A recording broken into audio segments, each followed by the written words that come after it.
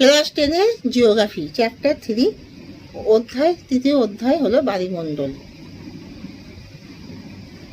Class 10-এর geography chapter 3 বায়ুমণ্ডল। তোমরা সবাই মন দিয়ে শোনো আর লেখো, সবাই লাইক অ্যান্ড সাবস্ক্রাইবটা দিয়ে দাও।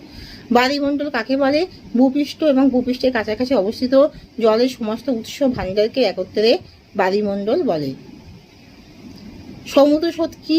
বায়ুপ্রবাহ, পৃথিবীর আবর্তন, সমুদ্র জলের উষ্ণতা, ঘনত্ব, লবণতা ইত্যাদি তারতম্যে সমুদ্রের বিশাল অঞ্চল জুড়ে নিয়মিতভাবে ও নির্দিষ্ট পথে সমুদ্র জলের একমুখী প্রবাহ হলে তাকে সমুদ্র স্রোত বলা হয়। সমুদ্র তরঙ্গ কি?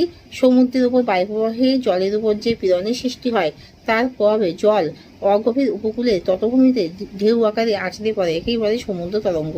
কোরিওলিস বল কি? পৃথিবীর আবর্তনের প্রভাবে প্রভাবিত বায়ু সমুদ্র স্রোতের উপর যে বল কাজ করে তা হলো কোরিওলিস বল। কোরিওলিস বল বায়ু সমুদ্র স্রোতের দিকের সাথে সমকোণে কাজ করে। ফ্রেডেল সূত্র কি? পৃথিবীর আবর্তনে সৃষ্ট কোরিওলিস বলের প্রভাবে বায়ুর মতো সমুদ্র স্রোত উত্তর গোলার্ধে ডান দিকে দক্ষিণ গোলার্ধে বাম দিকে বেঁকে প্রবাহিত হয়, একে বলে ফ্রেডেল সূত্র।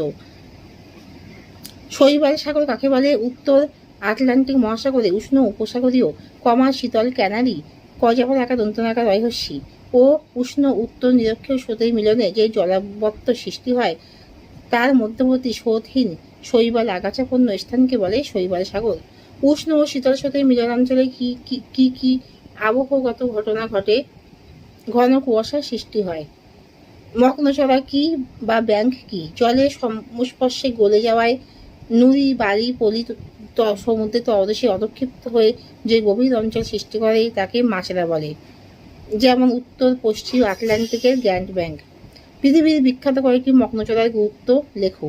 পৃথিবীর বিখ্যাত কয়েকটি মগ্নচড়া হলো গ্র্যান্ড ব্যাংক, ডগাস ব্যাংক, রকফল ব্যাংক, যেগুলি হলো পৃথিবীর অন্যতম শ্রেষ্ঠ বাণিজ্যিক মৎস্য আহরণ অঞ্চল। প্ল্যাঙ্কটন কি? প্ল্যাঙ্কটন সমুদ্র জলে ভাসমান অতি ক্ষুদ্র আণুবীক্ষণিক জীবকে প্ল্যাঙ্কটন বলে। প্ল্যাঙ্কটন দু প্রকারের, উদ্ভিদ প্ল্যাঙ্কটন আর প্রাণী প্ল্যাঙ্কটন। প্রশান্ত মহাসাগরের দুটি উষ্ণ ও দুটি শীতল স্রোতের নাম কি?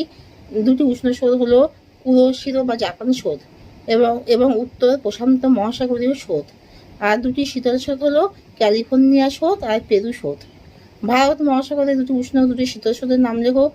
ভারত মহাসাগরের দুটি উষ্ণ স্রোত হলো মোজাম্বিক স্রোত ও মাদাগাস্কার স্রোত,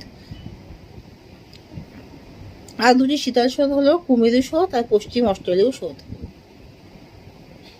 উপসাগরীয় স্রোত কাকে বলে? পশ্চিমমুখী উত্তর নিরক্ষীয় স্রোতটি মেক্সিকো উপসাগরের মধ্য দিয়ে উত্তর আমেরিকা মহাদেশের পূর্ব উপকূল দিয়ে প্রবাহিত হওয়ার পর পশ্চিমা বায়ুর প্রভাবে